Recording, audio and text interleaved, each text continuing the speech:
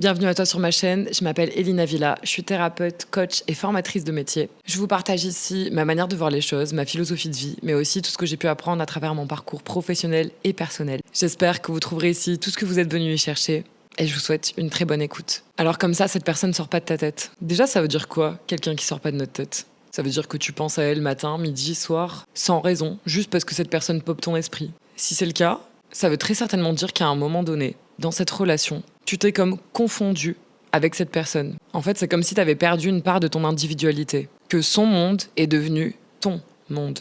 Et que du coup, toutes les petites choses du quotidien, en fait, te ramènent à cette personne, parce que ton cerveau l'y a clairement associé. C'est comme si, en fait, quelque part, tu avais existé à travers cette personne. Après, on peut avoir un mécanisme aussi où tu suscites toi-même ces pensées. Ces mêmes pensées qui te rappellent que tu as perdu, mais aussi que tout ça a existé. L'un n'empêche pas l'autre. Tu peux très bien t'être confondu dans la relation et susciter également ces pensées. J'aimerais maintenant t'expliquer les raisons qui peuvent faire que toutes ces pensées, en fait, elles se cultivent en toi, elles s'organisent et elles continuent d'exister. Déjà, si on regarde ça d'un angle psychologique, processus humain et même systémique, si cette situation, elle n'évolue pas pour toi, c'est que jusqu'ici, tu n'as pas mené les actions qui vont te permettre d'obtenir un résultat différent par rapport à cette situation. Forcément, si tu mènes les mêmes actions, tu obtiendras les mêmes résultats. Et c'est un petit peu l'objet de ce podcast, de t'amener à vivre justement cette situation de manière différente. Aussi, il y a une chose à garder en conscience, c'est que si tu ne viens pas traiter cette situation actuellement, ça va se reproduire comme un schéma. Tout simplement parce que tu fonctionnes comme ça. Et c'est pas souhaitable, parce que je pense que si tu es ici, c'est que cette situation te fait souffrir. Aujourd'hui, on pourrait dire que penser à cette personne, c'est le seul moyen qui te reste pour continuer de faire vivre cette relation. Car elle n'existe plus que dans tes souvenirs, dans tes pensées. Peut-être même encore des projections que tu peux avoir sur celle-ci. Peut-être même que tu as encore des attentes. Tu sais, toutes celles que tu n'as pas encore lâchées. Comme par exemple que cette personne revienne. Ou bien que cette personne change et qu'elle revienne pour te le dire. Te dire à quel point elle se rend compte de la chance à côté de laquelle elle est passée. Pour te dire combien tu es quelqu'un d'important à ses yeux et que c'est pour ça qu'elle a changé. À quel point cette personne a pris conscience de l'erreur monumentale qu'elle avait fait pour te récupérer. Et j'imagine à quel point ça te ferait du bien d'entendre tout ça. En fait, ça ferait surtout du bien à ton ego. Pourquoi à ton ego? Parce que c'est tout justement à cause de lui que tu penses à cette personne tous les jours. C'est ton ego qui ne veut pas lâcher. Ton ego, en réalité, il protège tes peurs les plus profondes. C'est ce qu'on appelle porter des masques. Ton ego, il vient donc tout simplement cacher la souffrance qu'il y a en toi. Notamment celle que ça occasionnerait si réellement tu en venais à lâcher cette situation, à lâcher cette relation. Mais tu vas me dire certainement que tu souffres déjà et que de toute façon, tu ne veux plus de cette relation. D'accord? Alors comment ça se fait que cette personne ne sort pas de ton esprit et que tu souffres de cette situation? Qu'est-ce qui maintient encore cette corde invisible en toi à cette personne? Souvent, il est plus facile de mettre un visage sur nos souffrances. Et c'est sûrement le cas pour toi. Ta souffrance porte son visage. C'est de sa faute si tu souffres. Parce que cette personne t'a abandonné, trahi, bafoué. Et finalement, te dire que tu souffres parce que cette personne t'a fait vivre ça, c'est encore un moyen de ton ego de te protéger. Parce que la douleur, elle est trop forte. Et c'est impossible pour toi aujourd'hui de ressentir cette douleur telle qu'elle est. En fait, c'est trop dangereux pour toi. En fait, en mettant un visage sur ta souffrance, c'est comme si tu te dissociais d'une part de toi-même. Une part de toi qui n'appartient à toi et uniquement qu'à toi. Car ce sont bien tes yeux qui te permettent de t'émerveiller devant un paysage, un sunset couché de soleil. C'est bien ton corps qui te permet de ressentir la chaleur d'une étreinte, la douceur d'un baiser. Tout ça, c'est des émotions si plaisantes. Et tout ça, toutes ces émotions si plaisantes, tu n'as aucun mal à t'autoriser à les vivre. Alors celles-ci, tu les acceptes volontiers, mais la souffrance, elle, tu n'en veux pas. Tu ne veux pas la ressentir, pourtant elle est bien là. Enfouie certainement, et du coup, elle perdure. En fait, ton regard n'est pas porté au bon endroit pour permettre à cette souffrance de s'apaiser. Et une des choses que tu dois garder en tête, c'est que si tu acceptes de vivre la joie, le bonheur, la réjouissance, tu dois accepter également ce qui te met dans le malheur. J'y reviendrai un peu plus tard. Aujourd'hui, tu as forcément un bénéfice secondaire à vivre cette situation. Continuer de vivre dans cette forme de souffrance, de détresse, de morosité, voire avec le temps un état dépressif, continuer de faire perdurer cet état-là malgré toi, permet à la relation d'exister encore. L'espoir est encore permis et tu peux encore imaginer pouvoir vivre, profiter encore de ce que cette relation t'apportait ou de ce qu'elle ne t'apportait pas. Tu vas comprendre. J'aimerais te demander finalement, qu'est-ce que tu ne veux pas lâcher ? À mon idée, de par sa simple présence, cette personne, de par son attention, l'affection qu'elle te portait, suffisait à te montrer à quel point tu méritais d'être aimé, à quel point tu avais de la valeur, à quel point tu apportais au monde et donc à quelqu'un, à cette personne. Et ça, précisément, c'est quelque chose qui te permettait de te sentir vivant. Parce que oui, grâce à toi, cette personne avait elle aussi accès à de l'affection, des bons petits repas, le plaisir de partager un moment de douceur. Tu prenais soin de cette personne à travers tout ce que tu faisais, tant et tant de choses que tu faisais. Mais en fait, à quel moment tu t'es permis d'être dans cette relation et uniquement être? Et c'est justement ça qui se révèle quand cette personne a choisi de partir. Car en choisissant de partir, elle laisse place en toi à un vide immense. Un vide rempli d'une part de toi qui ne s'est jamais exprimée, qui n'a jamais été nourrie, qui n'a jamais été regardée. Cette même part de toi qui ne fait que souligner le fait que tu ne te sois jamais vraiment écouté, que tu n'aies jamais vraiment pris conscience de tes besoins et que tu ne les aies jamais exprimés. On parle aussi de tes émotions, qui elles aussi ont dû être certainement étouffées à un certain niveau, au service de cette relation, au service de ne pas perdre, au service de ne pas être confronté à quelque chose qui pourrait te faire extrêmement souffrir, quelque chose de beaucoup trop dangereux pour toi. C'est comme si en fait tu n'avais pas été complètement toi-même dans cette relation. Et c'est ce qui te donne également l'illusion que tu perds une part de toi quand cette personne s'en va. Parce qu'en fait, devant elle, tu étais quelqu'un d'autre. Et là, tu te retrouves face à toi-même. Parce que à travers toutes ces choses que tu faisais, ça occupait bien ton temps, ça occupait bien ton esprit. Et tu avais l'impression de faire les choses correctement. Et c'était certainement le cas. Seulement, tu ne faisais pas les choses à ton service. Et c'est en ça que je disais au départ que tu t'es confondu dans cette relation, que tu y as perdu ton individualité. C'est ce qui s'appelle notamment de la suradaptation. Tu t'es suradapté aux besoins de l'autre, au service de ne pas être confronté, peut-être, parce que, en exprimant qui tu es, tu prends peut-être le risque de perdre. Donc dans cette relation, en étant complètement tourné sur l'autre, tu es passé longtemps à côté de tes besoins, de tes limites, du temps que tu ne prenais plus pour toi, des activités que tu ne développais certainement plus également. Comme ce rendez-vous avec tes amis auquel tu ne t'es pas présenté pour rester avec cette personne, une fois de plus. Et tout ça est très vite devenu normal. Car c'est comme ça que tu aimes, tu fais, et tu oublies d'être. Parce que pendant tout ce temps, toutes tes actions étaient dirigées au service de cette relation. Donc, essentiellement, des choses finalement extérieures à toi. Tu t'es oublié, tu t'es perdu, ou tu t'es jamais vraiment trouvé. Et quand cette personne part, c'est comme si une part de toi hurlait « Non, s'il vous plaît, pas cette fois, pas encore. La vie, s'il te plaît, ne me montre pas encore une fois qu'on peut m'abandonner, qu'on peut me négliger, qu'on peut me rejeter, qu'on peut me trahir. Ne me fais pas vivre cette injustice, je t'en prie. J'ai tellement donné pour que ça marche. » Et là encore apparaît ce vide immense qui te fait penser que tu es seul. L'illusion de la solitude. Tu es maintenant seul à devoir affronter cette vie. Et tu donnes beaucoup de pouvoir à cette souffrance parce qu'elle contrôle quelque part ton quotidien. Cette souffrance, quand tu étais dans cette relation, elle était déjà là. Et comme je l'ai dit, elle était masquée justement par ton ego qui faisait en sorte que chaque chose que tu fasses soit un moyen de protéger cette souffrance et de ne pas pouvoir la laisser se mettre en exergue. La vie n'avait pas d'autre moyen que de te faire perdre quelque chose que tu aimais beaucoup pour que tu affrontes enfin cette part de souffrance en toi. Est-ce que tu réalises l'énergie folle que tu consacrais à cette relation pour contrôler le résultat que tu voulais en obtenir? Parce que tout ça te donnait le sentiment d'être plus complet et que ça donnait un sens particulier à ta vie. Alors que tout ça n'a fait que renforcer justement cet éloignement de toi-même. Car tout simplement, cet épanouissement, ce sentiment d'être complet que tu avais grâce à cette relation, était remisé sur le dos de cette personne, de cette relation. Donc encore quelque chose d'extérieur à toi. C'est comme une forme de dépersonnalisation, de dissociation de notre propre identité. Comme on dit, nous naissons seuls, nous mourrons seuls. Mais alors qu'est-ce qu'on peut en tirer de cette existence si on est toujours seul ? Comment on a envie de vivre cette vie dans cette solitude, dans cette illusion de la solitude? En fait, on n'est jamais vraiment seul. Et on dépend tous quelque part les uns des autres. On peut prendre l'exemple des supermarchés. S'il n'y avait pas toute une organisation et tout un tas de gens qui s'appliquaient à remplir ces rayons, qui s'appliquaient à organiser cette entreprise pour que l'on puisse tout simplement acheter de la nourriture, nous n'y aurions pas accès.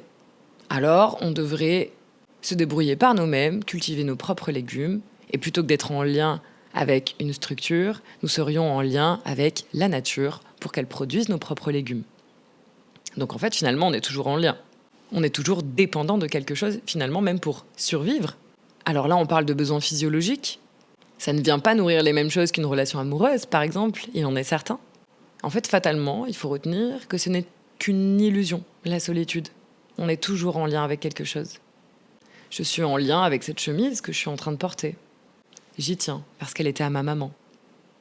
Si demain je venais à la perdre, je ressentirais certainement de la tristesse. Et cette même chemise peut dépendre de mon bonheur. Mon idée ici, c'est pas de vous dire que vous devez plus rien ressentir. Bien au contraire. Mais l'idée, c'est plus à quel point tu es attaché à cette chose et à quel point tu dépends d'elle pour te sentir complet et épanoui. Et donc, ce qui nous brise, c'est l'attachement que l'on a à toute chose. Et c'est là qu'on peut parler des notions de contrôler, posséder, attendre un résultat spécifique parce que l'on pense que c'est ça qui va nous faire du bien profondément. Que ce soit sur une personne en particulier, une situation, un événement, un rêve. On ne laisse pas la vie elle-même être parce qu'on attend des résultats bien précis. Tiens, c'est la même chose que l'on s'inflige à nous-mêmes.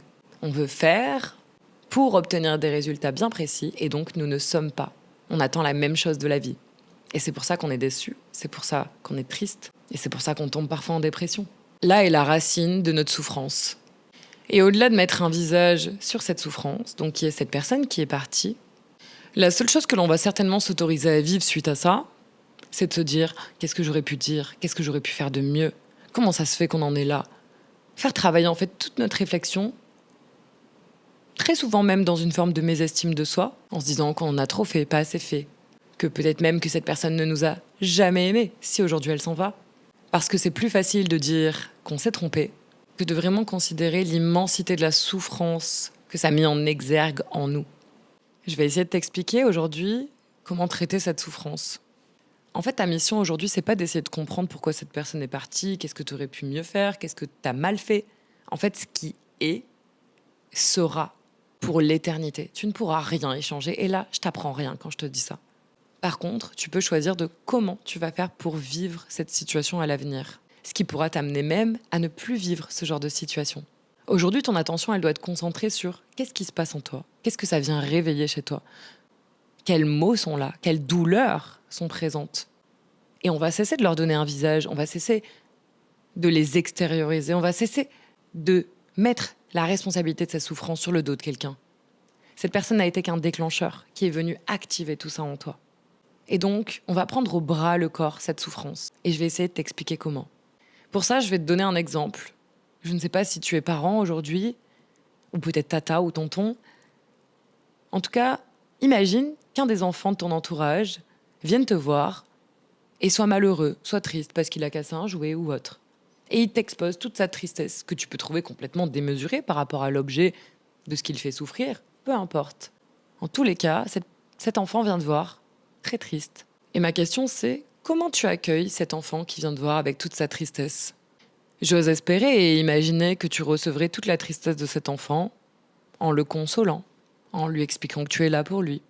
Peut-être même en lui proposant de l'aider à quelque chose pour transcender cette souffrance. Imagine que le vide que laisse cette personne, la souffrance que laisse cette personne aujourd'hui par rapport à son départ, soit justement un enfant en toi qui souffre. Comment traites-tu cet enfant aujourd'hui en toi qui souffre ? Tu ne le regardes pas, parce que tu regardes la personne qui est à l'origine de cette souffrance. Tu ne le regardes pas parce que ça te paraît certainement grotesque, parce que tu n'as pas envie de pleurer pour cette situation. Tu n'as pas envie d'être fragile, tu n'as pas envie d'être vulnérable. Donc, tu fais taire cet enfant. Regarde comme cette situation est triste.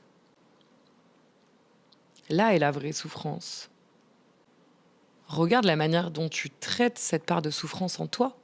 On peut même en venir à se poser la question par rapport à ce désamour qu'il y a en faisant cette action. Comment tu peux penser aimer inconditionnellement les autres alors que toi-même, tu ne t'apportes pas cet amour, cette reconnaissance, ce réconfort intérieur ? La manière dont tu te traites toi, c'est la manière dont tu traiteras tout ce qui t'entoure dans la vie. Alors ce que je t'invite à faire aujourd'hui, et on va parler d'un principe très simple, ça s'appelle la régulation émotionnelle, c'est de te réapproprier toutes tes souffrances et que dès lors que la moindre émotion est présente, plutôt que de la faire taire ou lui demander d'être moins intense ou lui dire qu'elle n'est pas légitime, qu'elle ne devrait pas exister de cette manière, etc. Tu vas tout simplement l'accueillir, lui ouvrir une porte, lui permettre d'exister. Et tout ça, tu vas le faire avec un principe très simple. c'est que tu vas simplement te connecter aux ressentis qui sont dans ton corps à ce moment-là. Tu sais, notre corps, il est parfaitement fait. Notre corps sait parfaitement réguler une émotion. Réguler une émotion, ça veut dire quoi? La laisser se transcender. Pour soit qu'elle n'apparaisse plus, soit qu'elle apparaisse de manière beaucoup moins forte. Parce qu'elle aura été regardée, parce qu'elle aura été considérée, parce qu'elle aura été tout simplement transmutée même à un niveau corporel. Une émotion, c'est avant tout un ressenti. Donc ce que tu vas faire, c'est que quand la moindre émotion se présente, tu vas l'accueillir pour ce qu'elle est. Et tu vas laisser ton corps faire. Tu vas faire confiance à ton corps. Ok? Et donc tu vas regarder évoluer ces sensations en toi. À l'aide de ta respiration, tu verras, tout ça, ça va être dans une certaine mouvance. Peut-être qu'au départ, tu auras une boule au ventre, puis ensuite une boule à la gorge, puis peut-être des petits crépitements que tu sentiras dans tes bras. Je ne sais pas. En tout cas, tout ça va évoluer jusqu'au retour au calme. Lorsque l'on a un lien à nos émotions qui est sain, ce processus-là dure environ 1 minute 30. De manière physiologique, une émotion ne dure pas plus longtemps. Il est possible que si ça fait très longtemps que tu bloques, que tu figes tes émotions par peur justement de ressentir, cela dure plus longtemps. Et toujours de la compassion pour toi-même. Sois prêt à accueillir ce qui se présente et fais toujours confiance à ton corps. Ton corps sait parfaitement le chemin auquel tout ça doit aboutir. Tu peux t'aider de techniques comme l'EFT, l'Emotional Freedom Technique, pour justement permettre à ton corps de mieux réguler l'émotion parce qu'en fait, tu as peut-être tout simplement perdu le chemin. En tous les cas, une fois que ces sensations seront revenues à un état d'homéostasie et un état de calme, un état peut-être même de relaxation naturelle, tu seras beaucoup plus lucide pour émettre des réflexions conscientes. Et d'ailleurs, c'est la deuxième étape de la régulation d'une émotion. C'est d'une part, je me laisse traverser, et ensuite je viens mettre ce qu'on appelle une évaluation cognitive. Cette évaluation cognitive, c'est un des principes de résilience le plus fort. Monsieur Boris Cyrulnik en parle très bien. C'est d'ailleurs le papa de cette notion. Ça va permettre en fait de réfléchir à cette situation d'une nouvelle manière, avec de la fraîcheur. C'est ce qui va permettre de métamorphoser aussi à un niveau cognitif et neurologique cette chose en toi. Tu peux le faire par le biais de l'écriture, tu peux le faire par le biais de l'expression à quelqu'un. C'est encore une des meilleures solutions. Mais avant ça, il faudra dans tous les cas que tu traverses cette émotion. Et je t'assure que si tu fais bien ces 2 étapes, ta relation à cette situation va changer. Je te dis pas qu'elle va changer en 2 jours, mais je te dis que ça va vraiment évoluer pour toi. Et que tout ça sera fait au service justement de mieux te connaître, de mieux comprendre tes systèmes de souffrance. Et notamment, de permettre à ce vide de s'apaiser. Tu sais, cette souffrance dont je parle depuis tout à l'heure, ce vide intérieur, cette non-estime de toi, cette non-reconnaissance de toi-même, dans tes besoins, dans tes sentiments, dans tes émotions, que cette séparation est venue mettre en exergue, eh bien tout ça, petit à petit, tu vas le nourrir de toutes nouvelles choses. Et le meilleur conseil que je puisse te donner pour ça, c'est de remplir ce vide par toutes les choses que tu aimes faire. Et ça, tu as la capacité de le faire tous les jours. Il faut vraiment que tu le fasses de manière sincère et authentique. Tu ne dois pas faire les choses. Tu le fais parce que ça te fait du bien. Est-ce que c'est prendre le temps de te cuisiner un bon repas, d'écouter une musique, de faire une méditation, d'aller voir un ami, de profiter du soleil, de lire un bouquin? Tu ne dois pas faire ça. Si tu le fais à ton service parce que ça te fait du bien. Plus tu sauras écouter de toute façon tes signaux internes, plus tu sauras te rapprocher des choses qui te font vraiment du bien au moment où tu en as besoin, plus la vie saura, elle aussi, te présenter les meilleures situations pour toi. Parce qu'en fait, tu seras déjà dans cette dynamique de manière interne. Donc, ton attention sur tout ton monde extérieur va être portée également sur ces éléments-là. Et de manière intuitive et naturelle, tu sauras de plus en plus aller vers les choses qui te font du bien. Et pour revenir sur cette personne qui est partie, peut-être que tu étais tellement détaché finalement de toi-même que cette relation, au fond, ne te faisait pas tellement du bien que ça. Peut-être que cette relation ne nourrissait pas vraiment tes besoins, mais elle venait au moins masquer cette souffrance de non-reconnaissance de soi. Et en partant, cette personne t'a fait le plus joli cadeau que d'avoir accès à nouveau à ces choses oubliées, parce qu'elle te permet aujourd'hui de ne plus concentrer ton attention sur elle, mais bien sur toi. Alors j'ai envie de dire, éprouve ce que tu as à éprouver par rapport à cette séparation. par rapport à ce silence, par rapport à cette distance. Considère et mets de l'attention sur chaque chose que cet événement te fait vivre. À côté de ça, vis. Va vers la joie, va vers le bonheur pour toi. Et tu verras que toute ta vie, cette histoire restera une grande leçon. Peut-être même une des plus importantes. Celle où tu auras pris enfin le temps de te faire passer avant tout le reste. Parce que si tu fais ça, ça veut dire que tu t'aimes et que tu aimes mieux les autres. Je vais m'en arrêter là pour aujourd'hui, même s'il y aurait encore tout un tas de choses à dire. Je te souhaite de prendre grand soin de toi. C'était Elina Villa.